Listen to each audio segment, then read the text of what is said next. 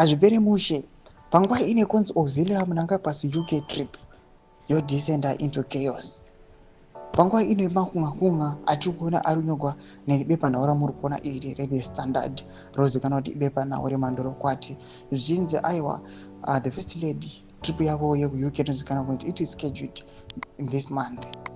Yakamboita noise nechaos zvichinzi aiwa vakomana veuk vakasingafari pamusoro pekumabatiro ekuita majournalists ana blessed muhlangano vezimbabwe. Tikaona mamwe mazimbabwe citizens ari kuuk vachiti I want to show him, want to show down pamberi pavanhu vese kuti vazive kuti aiwa kuzimbabwe zvinhu hazvisi kubatwa zvakanaka. People, my rights avo they are being violated. Sasa mina mashuka mudazira kuna ndo subscribe or like on the bell icon.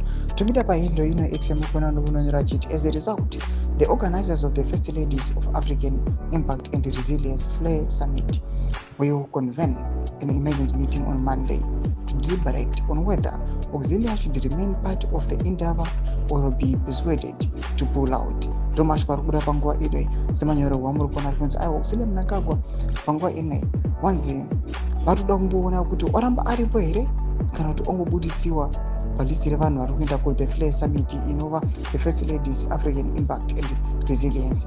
Mashoko ari kushamisa vanhu panguva ino kunyatsoonekwa kunzi aiwa nyika yezimbabwe panguva ino kune dzimwe nyika vanyatsokuona kuti aiwa muzimbabwe leadership yemo haisi kunyatsokubata vanhu zvavari supposed to be handled according to kodzero dzavo, according to my rights avo and the likes. Zvinhu zvinyatsokuonekwa kunzi aiwa nyika yezimbabwe cannot lead.